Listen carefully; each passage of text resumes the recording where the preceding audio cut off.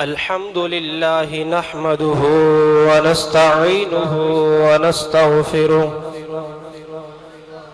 ونؤمن به ونتوكل عليه ونعوذ بالله من شرور أنفسنا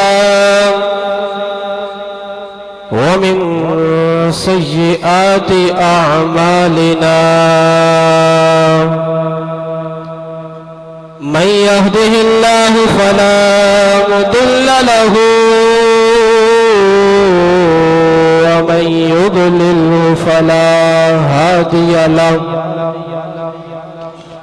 ونشهد أن لا إله إلا الله وحده لا شريك له ونشهد أن سيدنا وسندنا وحبيبنا وحبيب ربنا وطبيبنا وطبيب قلوبنا وطبيب أجسادنا وطبيب أرواحنا ونورنا ونور عيوننا ونور إيماننا ونور أيماننا سر الله المكنون سرور قلب المحزون عالم ما كان وما يكون سيدنا ومولانا وملجانا ومأوانا محمدا عبده ورسوله أما بعد قال الله تبارك وتعالى في الكلام المجيد في شان حبيبه مخبرا وآمرا إن الله وملائكته يصلون على النبي يا أيها الذين آمنوا صلوا عليه وسلموا تسليما درود پاک پڑھیے الصلاة والسلام عليك يا سيدي يا رسول الله وعلى آلك وأصحابك يا حبيب الله الصلاة والسلام عليك يا نبي الله وعلى آلك وأصحابك يا نور الله بلغ العلا بكماله كشف الدجى بجماله حسنت جميع خصاله صلوا عليه وآله آئیے سب سے پہلے اپنے پیارے آقا علیہ الصلوۃ والسلام کی بارگاہ میں مدینے کی دعا کرتے ہیں استغاثہ کرتے ہیں بھولا لو پھر مجھے اے شاہ بحر و بر مدینے میں بھولا لو پھر مجھے اے شاہ بحر و بر مدینے میں میں پھر روتا ہوا آؤں تیرے در پر مل کے پڑھیے میں پھر روتا ہوا آؤں تیرے در پر مدینے میں مدینے جانے والوں جاؤ جاؤ فی امان اللہ مدینے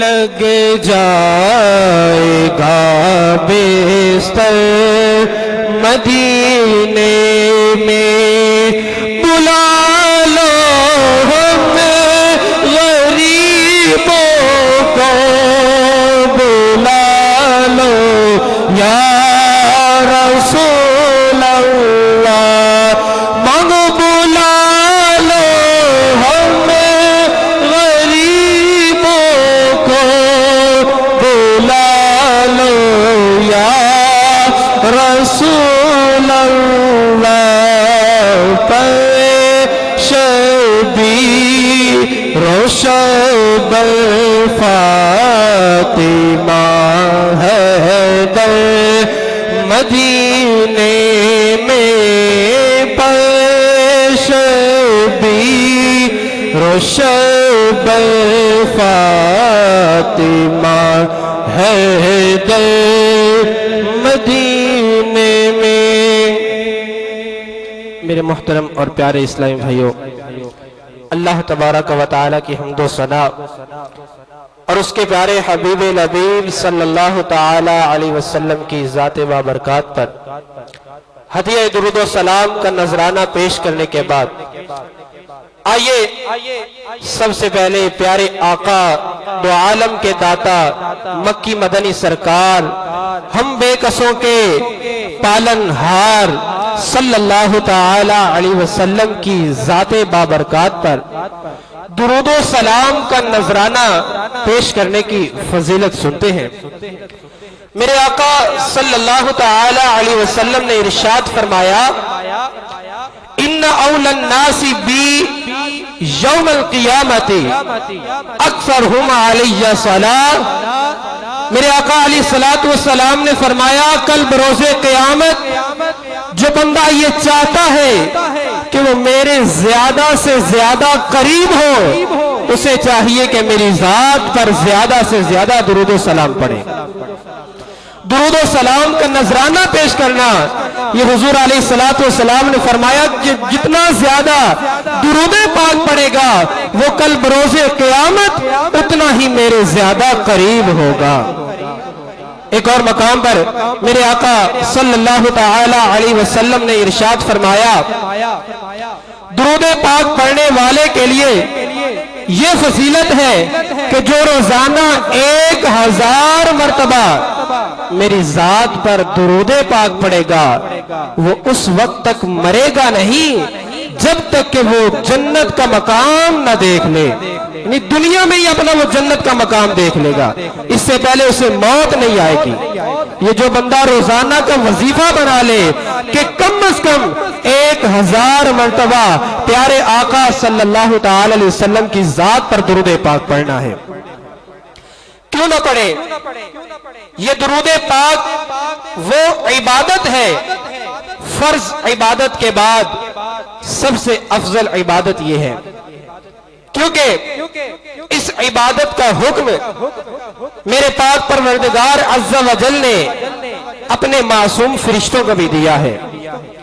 جو میں نے آپ کے سامنے آیت کریمہ تلاوت فرمائی اس میں اللہ تبارک و تعالی ارشاد فرماتا ہے، ان اللہ وملائکتہ یصلون علی النبی، بے شک اللہ اور اس کے فرشتے اس غیب بتانے والے نبی صلی اللہ تعالی علیہ وسلم پر درود بھیجتے ہیں۔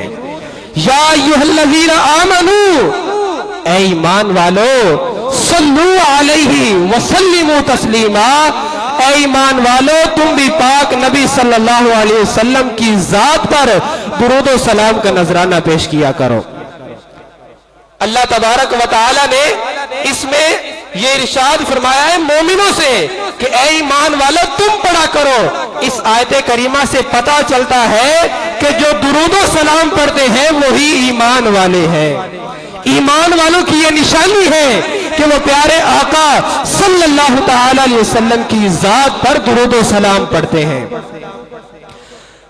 آقا صلی اللہ تعالی علیہ وسلم کی قبر انور پر بھی روزانہ صبح اور روزانہ شام کو 70,000 فرشتے درود و سلام پیش کرنے کے لیے آتے ہیں۔ جو فرشتہ ایک بار آ گیا وہ قیامت تک دوبارہ نہیں آئے گا. اب حساب لگائیں, روزانہ صبح 70,000 اور روزانہ شام 70,000, کتنے؟ تقریباً 1,40,000 روزانہ فرشتے آپ کی بارگاہ میں حاضر ہوتے ہیں. تو قیامت تک کتنے فرشتے آپ کی بارگاہ میں حاضر ہوتے ہوں گے؟ میرے آقا صلی اللہ تعالی علیہ وسلم نے فرمایا, میری قبر انور پر اللہ عز و جل نے ایک ایسا فرشتہ مقرر فرمایا ہے کہ جو دنیا کے جس کونے سے بھی میرا امتی درود پاک پڑھے گا, وہ فرشتہ میرے اس امتی کی آواز سن کر مجھ تک صرف اس کو پہچانے گا نہیں, اس کا نام مجھ تک نہیں پہنچائے گا, بلکہ اس کا نام اور اس کے والد کا نام بھی مجھ کو بتاتا ہے. دیکھیں, آقا صلی اللہ علیہ وسلم کی بارگاہ میں جو آپ کا خادم فرشتہ ہے, اس کے سننے کا یہ عالم ہے کہ وہ آقا کے ہر امتی کو اس کا نام بھی جانتا ہے اور اس کے والد کا نام بھی جانتا ہے. اس کی پہچان کر کے پیارے آقا علیہ الصلوۃ والسلام کو بتاتا ہے. تو جس دربار کے خادم کی یہ شان ہے کہ وہ دنیا کے ہر کونے سے درود و سلام کی آواز سن لیتا ہے, تو اس بارگاہ کے آقا کی شان کیا ہوگی؟ میرے آقا صلی اللہ علیہ وسلم کی شان کیا ہوگی کہ جو اپنے امتی کے فریاد کو نہ پہنچے. فریاد امتی جو کرے حال زار میں. میرے آقا اعلی حضرت فرماتے ہیں, فریاد امتی جو کرے حال زار میں, ممکن نہیں کہ خیر البشر کو خبر نہ ہو. اس شعر کا مطلب یہ ہے کہ جو امتی مصیبت کے وقت دل سے پیارے نبی صلی اللہ علیہ وسلم کو پکارے گا, یہ ممکن ہی نہیں ہے کہ پیارے آقا علیہ الصلوۃ والسلام کو اس کی خبر ہی نہ ہو. یعنی آقا علیہ الصلوۃ والسلام اس کی فریاد بھی پوری کریں گے. وہ جس مصیبت میں امتی پھنسا ہوا ہے اس کی مشکل کشائی بھی کریں گے. میٹھے اسلامی بھائیو, میں اپنے موضوع کی طرف آتا ہوں. دعوت اسلامی جو کہ عالمگیر غیر سیاسی تحریک ہے, اس کا صرف اور صرف مقصد یہ ہے کہ مجھے اپنی اور ساری دنیا کے لوگوں کی اصلاح کی کوشش کرنی ہے. اب اسلام میں صرف عقائد نہیں ہے, صرف اعمال نہیں ہے, اسلام نے ہمیں حسن معاشرت کا بھی درس دیا ہے. آپس میں کیسے ہم نے رہنا ہے اس کا بھی درس ہمیں اسلام نے سکھایا ہے. آج مسلمان آپس میں ایک دوسرے سے خفا ہے, ہر ایک کے دل میں دوسرے کی دشمنی پائی جاتی ہے. تھوڑا سا معاملہ ہو جائے دوسرا بگڑ کر اس کی جواب دیتا ہے, اینٹ کا جواب پتھر سے دیتا ہے. یہ زمانہ جاہلیت والے کام آج پھر اس امت میں عام ہونے لگے ہیں. انشاءاللہ عز و جل اسی موضوع پر میں کچھ احادیث مبارکہ آپ کی گوش گزار کروں گا. سب سے پہلے میں بتاتا ہوں کینہ کسے کہتے ہیں. کینہ, بغض و کینہ. بغض کہتے ہیں کینہ, دل میں کسی مسلمان کی دشمنی رکھنا. جیسے ہی وہ مسلمان نظر آیا, مسلمان بھائی نظر آیا, میرے دل میں اس کی نفرت آ گئی, تو جان لو یہ کہ میرے دل میں یہ کینہ ہوگا. اس کا بغض ہے, اس کا کینہ ہے, اس کی دشمنی ہے. جیسے ہی اس بندے کو موقع ملتا ہے وہ اس بندے پر وار کر دیتا ہے, کسی نہ کسی طرح باتوں میں اس پر طنز کرے گا یا کسی بھی طرح. جیسے عام روٹین میں یہاں ہوتا رہتا ہے کہ خاندانوں کی لڑائیاں ہو جاتی ہیں, خاندان کے خاندان اس بغض و کینہ کی وجہ سے تباہ و برباد ہو جاتے ہیں. اس بغض و کینہ کی وجہ سے آپس میں قتل و غارت ہوتی ہے. نہ جانے کتنے مسلمان, کتنے خاندان اجڑ جاتے ہیں. آئیے, میرے آقا دو عالم کے داتا صلی اللہ تعالی علیہ وآلہ وسلم نے ارشاد فرمایا. سب سے پہلے کینہ کے بارے میں میرے آقا علیہ الصلوۃ والسلام نے ارشاد فرمایا, ان النمیمۃ والحقد فی النار لا یجتمعان فی قلب مسلم. بے شک چغل خوری ایک دی شکایت دوجے لونا، دوجے دی شکایت پہلے لونا، ایک آپس سے لڑا دینا، اس کو کہتے ہیں چغل خوری۔ چغل خوری اور آپس میں دشمنی یہ جہنم میں جائیں گی، یعنی جس کے دل میں یہ آپس میں مسلمانوں کی دشمنی ہوگی وہ جہنم میں جائے گا۔ یہ دو صفتیں ایسی ہیں کہ جو کسی مسلمان کے دل میں جمع نہیں ہو سکتی۔ مسلمان کے دل میں یہ دو صفتیں نہیں پائی جا سکتی۔ جو مسلمان ہوگا وہ کبھی کسی کی چغلی نہیں کرے گا، ایک کی بات دوسرے کو بتائی، دوسرے کے بعد تیسرے کو بتائی، اس طرح آپس میں لڑا دیا، یہ مسلمانوں کا شیوا نہیں ہے، یہ کفار کا شیوا ہے۔ اور آپس میں کینہ رکھنا، بغض رکھنا، عناد رکھنا، دشمنی رکھنا، یہ بھی مسلمانوں کا شیوا نہیں ہے۔ رسول نذیر صلی اللہ تعالی علیہ وسلم نے ارشاد فرمایا، ہر پیر ہر سوموار والے دن اور جمعرات والے دن اعمال، لوگوں کے اعمال پیش کیے جاتے ہیں۔ جو بندہ آپس میں دشمنی رکھتا ہوگا، آپس میں کینہ رکھتا ہوگا، ان کے علاوہ ہر مومن کو بخش دیا جاتا ہے اور کہا جاتا ہے اترکو اویرکو ہادئی حتی یفیعا، ان دونوں کو چھوڑ دو، ان کی بخشش نہیں ہوگی جب تک کہ یہ ان کے آپس کا بغض و کینہ، آپس کی دشمنی ختم نہ ہو جائے۔ میٹھے اسلامی بھائیو، حضرت سیدنا فضیل بن عیاض یہ ایک تابعی بزرگ رحمت اللہ تعالی علیہ ہیں۔ انہوں نے خلیفہ ہارون الرشید کو ایک مرتبہ نصیحت کرتے ہوئے فرمایا، اے حسین و جمیل چہرے والے، کل بروز قیامت اللہ عز و جل تجھ سے مخلوق کے بارے میں پوچھے گا۔ اگر تو چاہتا ہے کہ یہ تیرا خوبصورت چہرہ، یہ تیرا خوبصورت جسم آگ سے بچ جائے، جہنم کی آگ سے بچ جائے، تو کبھی بھی صبح یا شام اس حالت میں نہ کرنا کہ تیرے دل میں کسی مسلمان کی دشمنی ہو۔ یہ حضرت فضیل بن عیاض نصیحت کر رہے ہیں خلیفہ ہارون الرشید کو، جو امیر المومنین ہے، مسلمانوں کا خلیفہ ہے، اس کو یہ نصیحت کر رہے ہیں۔ ساتھ فرماتے ہیں، حدیث مبارکہ انہوں نے سنائی کہ حضور علیہ السلام نے فرمایا، من اصبح لہم غاشن لم یرح رائحۃ الجنہ، جس بندے نے اس حال میں صبح کی کہ اس کے دل میں کسی مسلمان کی دشمنی ہے، تو وہ جنت کی خوشبو بھی نہیں سونگھ پائے گا۔ جنت کی خوشبو یہ 500 سال کی راہ سے محسوس ہو جاتی ہے۔ 500 سال۔ ایک دن بندہ گھوڑا دوڑائے تو کتنا سفر طے کر لے گا؟ گھوڑا جتنے تیز چل سکتا ہے نا، گھوڑے کی تیز رفتار ہو، اور 500 سال لگاتار گھوڑا دوڑتا رہے، جتنا سفر وہ گھوڑا طے کرے گا، اتنی مسافت سے، اتنے سفر سے جنت کی خوشبو سونگنا محسوس ہوگی۔ لیکن فرمایا کہ جس کے دل میں مسلمان کی دشمنی ہو، کسی مومن کا بغض ہو، وہ جنت کی خوشبو نہیں سونگ سکے گا۔ میٹھے اسلامی بھائیو، ایمان ایک انمول دولت ہے، اور ایک مسلمان کے لیے ایمان کی سلامتی سے اہم کوئی شے نہیں ہے۔ لیکن اگر وہ مسلمانوں کے بغض اور کینہ میں مبتلا ہو جائے تو ایمان چھن جانے کا اندیشہ ہے۔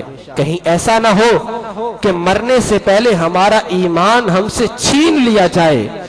میرے آقا صلی اللہ تعالی علیہ وسلم نے ارشاد فرمایا، دبا الیکم داء الامم قبلکم الحسد والبغضاء، فرمایا تم میں پچھلی امتوں کی بیماری حسد اور بغض سرایت کر گئی۔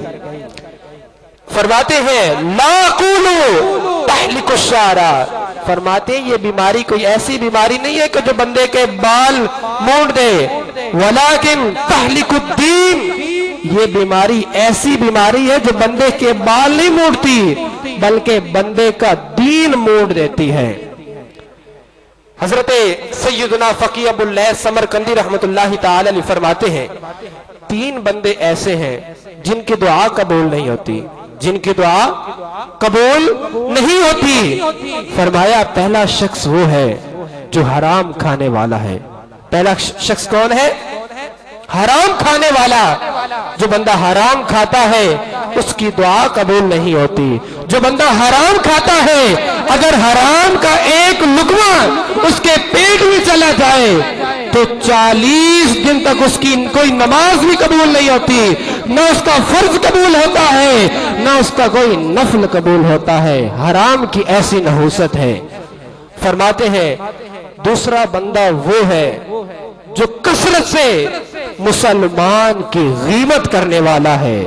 गीबत कहते हैं किसी की पीठ पीछे उसकी बुराई बयान करना, उसका गिला करना, उसका शिकवा करना, जिसकी आदत ही ये हो कि जहां 2-4 दोस्त इकट्ठे हुए, जनाब वो किसी की उन्होंने छेड़ दी, अब उसकी बुराइयां बयान करना शुरू कर देंगे। फुलां तो ऐसा है, फुलां ऐसा है, फुलां नाथ खान तो ऐसा यूं पढ़ रहा था, पता नहीं उसको पढ़ना ही नहीं आता, या किसी के बारे में कोई मुसलमान है उस बंदे ने तो यूं कर दिया, वो नमाज ही नहीं पढ़ता, वो रोजे नहीं रखता। ये मुसलमानों की गीबत है। जिस बंदे की ये आदत हो कि जो बंदों के गिले करेगा, उनके शिकवे करेगा, उनकी पीठ पीछे बुराई करेगा, उसकी भी दुआ कबूल नहीं होगी। तीसरा फरमाया वो शख्स जिसके दिल में अपने मुसलमान भाइयों का कीना या हसद हो। कीना यानी दुश्मनी, अपने मुसलमान भाई की दुश्मनी हो, उस शख्स की भी दुआ कबूल नहीं होती। मीठे मीठे इस्लामी भाइयों, दुआ ये मोमिन का हथियार है। दुआ ये इबादत का मग़ज़ है। बंदा इबादत कर ले लेकिन दुआ ना करे तो ये ऐसे ही होता है जैसा बंदा मजदूरी तो कर लेता है लेकिन अपनी मजदूरी नहीं लेता। फरमाया दुआ मुखुल इबादा, दुआ इबादत का मग़ज़ है।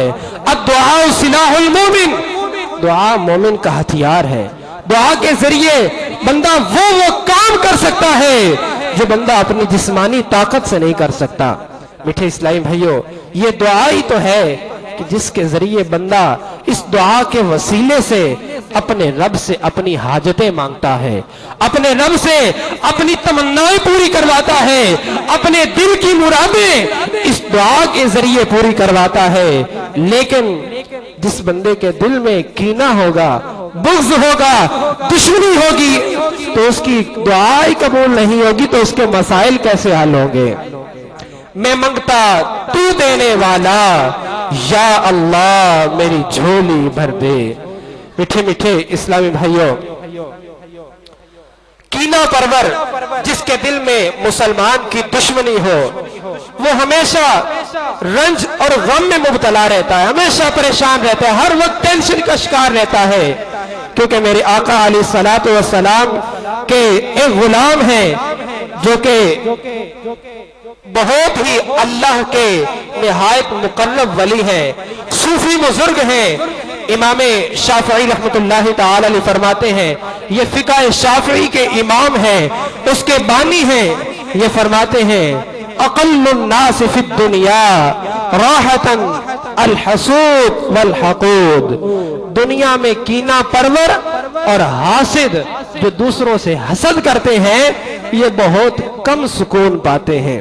मीठे इस्लामी में जैसा कि मैंने पहले भी बयान किया कि जो आपस में कीना रखते हैं, दुश्मनी रखते हैं, वो हर वक्त इसी टेंशन में होते हैं, इसी परेशानी में होते हैं कि मुझे मौका मिले इसका मैं बेड़ा गर्क कर दूंगा। इसी तरह की टेंशन में वो हर वक्त शिकार रहते हैं। मेरे आका सल्लल्लाहु अलैहि वसल्लम ने इरशाद फरमाया, ला तो हासिदू, ऐ मेरे उम्मतियों आपस में हसद ना करो, एक ही दूसरे को सड़िया ना करो। वला तुबागिदू, आपस में दुश्मनी न रखो। वला तुदाबिरू, एक दूसरे की पीठ के पीछे बुराई बयान न करो। वकूनू इबादल्लाह इखवाना, और अल्लाह के बंदो तुम आपस में भाई भाई बन जाओ। मीठे इस्लामी भाइयों, ये बयान करने का मकसद एक ये भी था کہ آج یہ ایسا زمانہ ہے کہ جس میں کچھ لوگ حب علی میں، حضرت علی کی محبت میں، امام حسین کی محبت میں صحابہ کرام کو برا بھلا کہتے ہیں، صحابہ کرام سے دشمنی رکھتے ہیں، صحابہ کرام کو گالیاں دیتے ہیں۔ میٹھے اسلامی بھائیوں، دیکھیے جب ایک مسلمان آپس میں عام مسلمان دشمنی رکھیں تو ان کا کیسا برا حال ہوتا ہے۔ صحابہ کرام کہ جن کے بارے میں میرے آقا علیہ الصلوۃ والسلام نے فرمایا، اللہ اللہ اصحابی، اللہ سے ڈرو اے بندو، اللہ سے ڈرو، خدا کا خوف کرو میرے صحابہ کے بارے میں۔ یہ پہلے مامو جان نے یہ حدیث مبارکہ بیان کر دی ہے، دوبارہ میں اس کو بیان کرتا ہوں۔ فرمایا اللہ اللہ اصحابی فمن احبہم فبحبی احبہم ومن ابغضہم فببغضی ابغضہم۔ اے بندو اللہ سے ڈرو میرے صحابہ کے بارے میں، جس نے میرے صحابہ سے محبت کی اس نے ان کے نسب کی وجہ سے نہیں، ان کے کسی عالی مرتبہ ہونے کی وجہ سے نہیں، بلکہ جو مجھ سے محبت کرتا ہے، میرا امتی جو بھی مجھ سے محبت کرتا ہے وہ میری محبت کی وجہ سے، میری نسبت کی وجہ سے میرے صحابہ سے محبت کرتا ہے۔ اور فرمایا فمن ابغضہم فببغضی ابغضہم، جو ان سے دشمنی رکھتا ہے وہ ویسے نہیں رکھتا، اس کی جو قسمت ہے وہ خراب ہے، اس کی قسمت میں ہی یہ دشمنی لکھی ہے۔ دشمنی یہ کیوں نہ لکھی ہو؟ کیونکہ جو بندہ مجھ سے بغض رکھے گا، مجھ سے دشمنی رکھے گا، وہی میرے صحابہ سے دشمنی رکھے گا۔ میٹھے اسلامی بھائیوں، صحابہ کرام علی رضوان سے دشمنی رکھنا یہ کوئی عام بات نہیں ہے، عام مسلمان سے دشمنی رکھنا یہ حرام ہے۔ تو صحابہ کرام علی رضوان کہ جن کے بارے میں میرے آقا علیہ الصلوۃ والسلام نے فرمایا صحابہ کرام ستارے ہیں، یہ ستارے ہیں، تم جس بھی صحابی کی پیروی کرو گے ہدایت پا جاؤ گے، یہ ستارے ہیں۔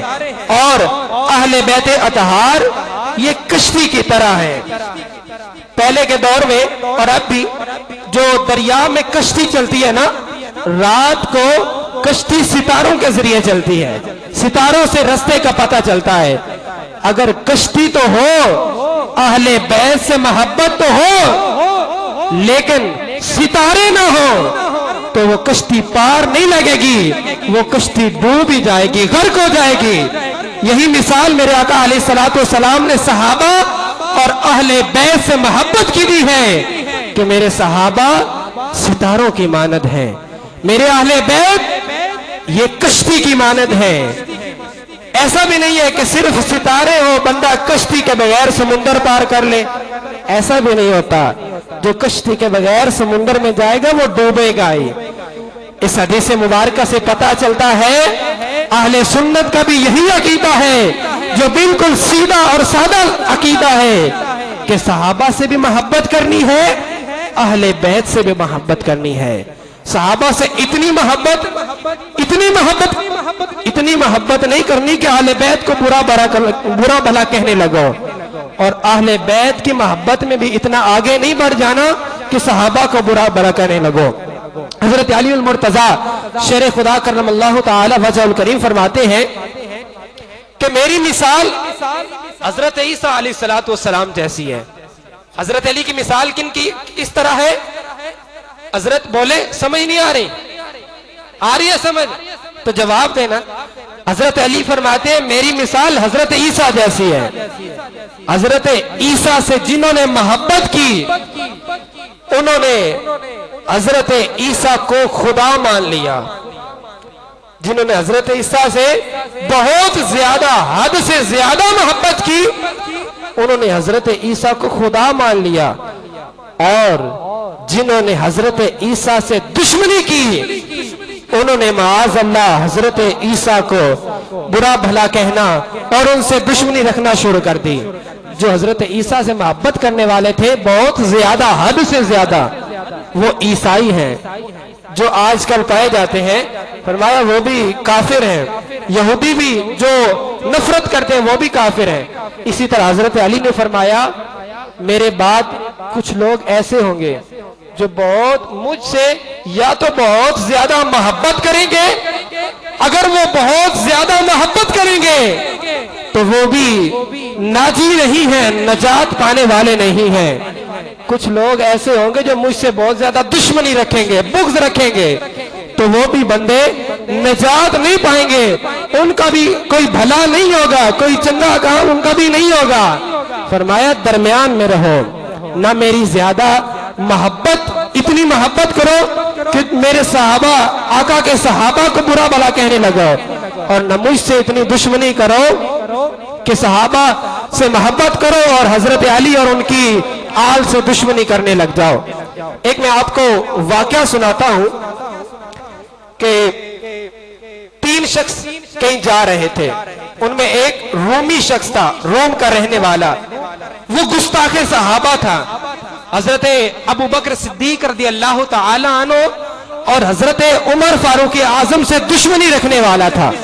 کئی سفر پر جا رہے تھے تو رستے میں ایک تھکاوٹ ہو گئی، رستے میں انہوں نے آرام کیا، تو جب اٹھے دوڑے اٹھ کر وضو کیا، وہ جو تیسرا بندہ تھا نا رومی، وہ سویا رہا۔ 2 بندوں جو دوسرے 2 تھے انہوں نے اس رومی کو اٹھایا، تو رومی اٹھ کر کہنے لگا تم نے مجھے ابھی کیوں اٹھا دیا؟ حالانکہ میری خواب میں سرکار مدینہ صلی اللہ علیہ وسلم تشریف لائے ہوئے تھے۔ وہ رومی کیا کہنے لگا تم نے مجھے کیوں اٹھا دیا؟ حالانکہ میری خواب میں سرکار علیہ السلام تشریف لائے ہوئے تھے، اور سرکار علیہ السلام کیا فرما رہے تھے؟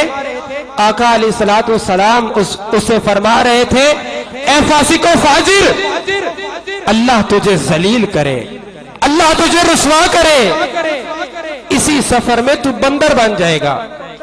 آقا علیہ السلام نے فرمایا اسی سفر میں تو بندر بن جائے گا۔ یہ اٹھ کر اس نے اپنے دیگر دونوں ساتھیوں کو بتایا، تو اب وہ تیسرا بندہ جو رومی تھا وہ اٹھ کر وضو کر رہا تھا۔ جب وضو کر رہا تھا تو وہ بندر بننا شروع ہو گیا، اس کے اعضاء، اس کے جسم بندر کی شکل میں منتقل ہونے لگے۔ اب اس کی وجہ کیا تھی؟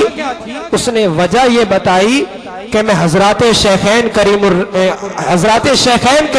کریمین عالم رضوان یعنی حضرت ابو بکر صدیق اور حضرت عمر فاروق اعظم سے دشمنی رکھتا تھا، ان کو حضرت علی سے معاذ اللہ حقیر سمجھتا تھا، حضرت علی کو ان دونوں سے افضل سمجھتا تھا۔ اسی کی وجہ سے میرے ساتھ یہ عذاب، مجھے اس عذاب میں مبتلا کیا گیا ہے۔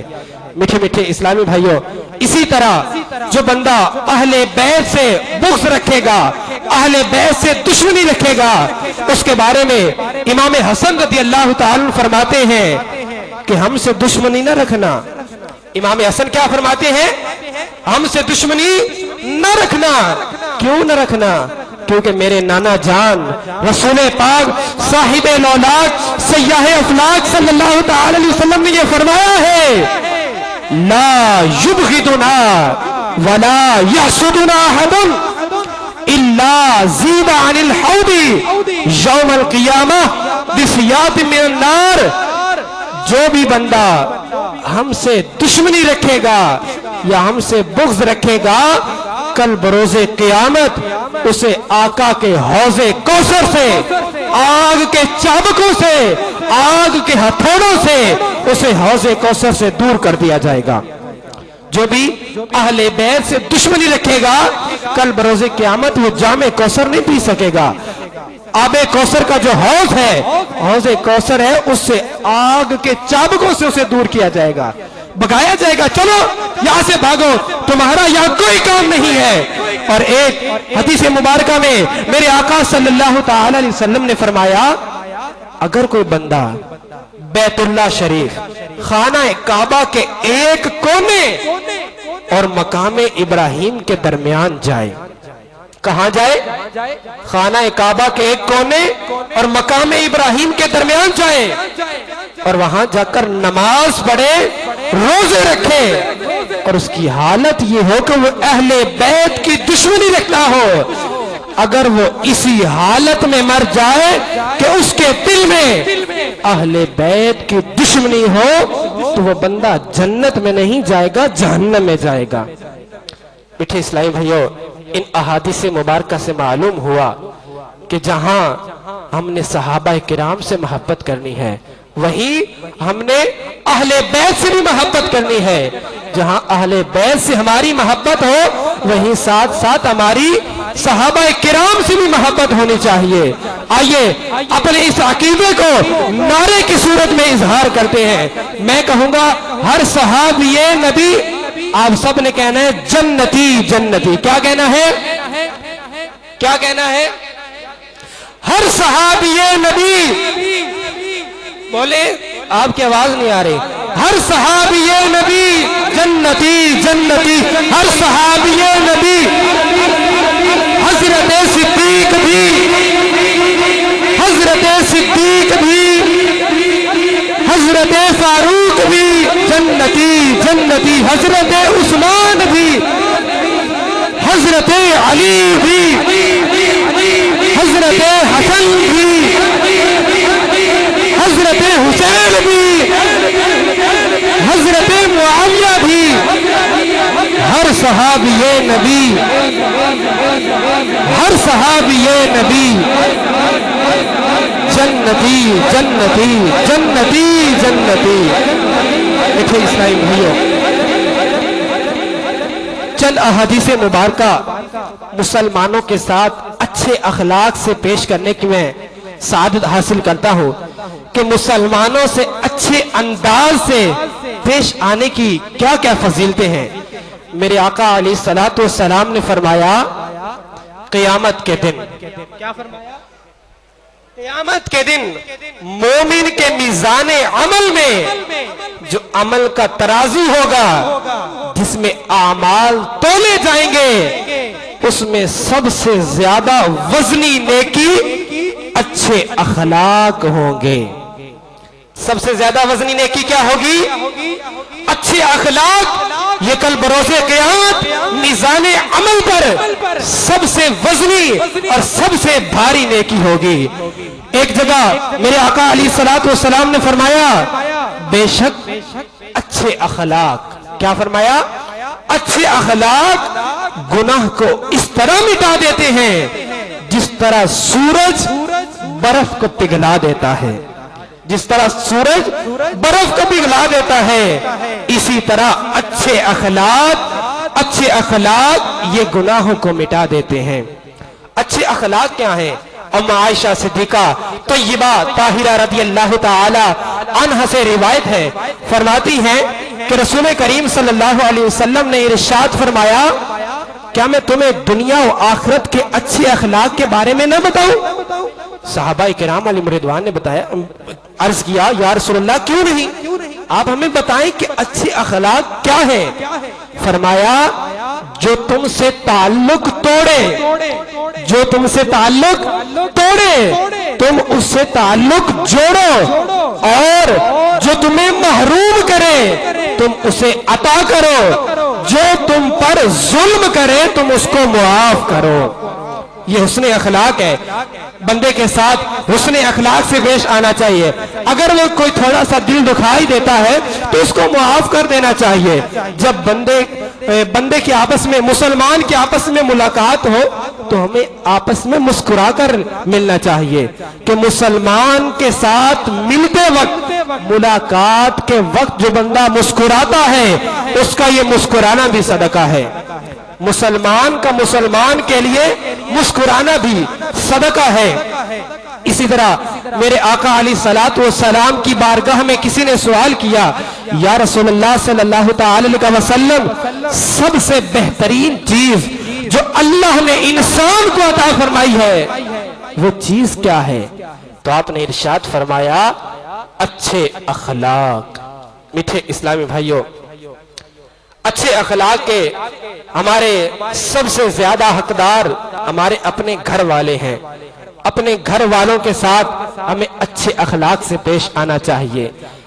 بندہ بسا اوقات گھر سے باہر تو بڑا شریف ہوتا ہے، اس سے بڑھ کوئی نیک نہیں ہوتا، لیکن جب گھر میں آتا ہے تو وہی بندہ ببر شیر بن جاتا ہے، ببر شیر کی طرح گھر والوں پر دھاڑنے لگتا ہے، نہیں دیکھتا کون ہے، میری ماں ہے، بہن ہے، بھائی ہے۔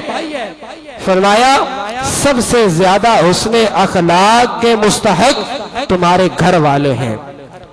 ایک حدیث مبارکہ میں فرمایا خیرکم لأہلہ وانا خیرکم لأہلی، تم میں سے سب سے بہترین بندہ وہ ہے جو اپنے گھر والوں کے لیے بہترین ہے، گھر والے اس کی گواہی دیں کہ واقعی بندہ بہترین ہے۔ آگے فرمایا میں تم میں سے اپنے گھر والوں کے لیے سب سے بہترین ہوں۔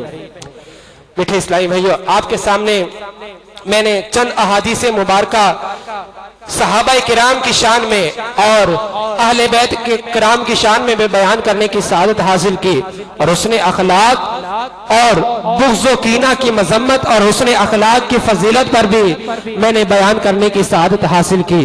دعوت اسلامی کا یہی مقصد ہے کہ مسلمان آپس میں شیر و شکر ہو جائیں، آپس میں محبت پیدا ہو جائے، یہ مسلمان متحد ہو جائیں، سنی ایک جگہ متحد ہو جائیں۔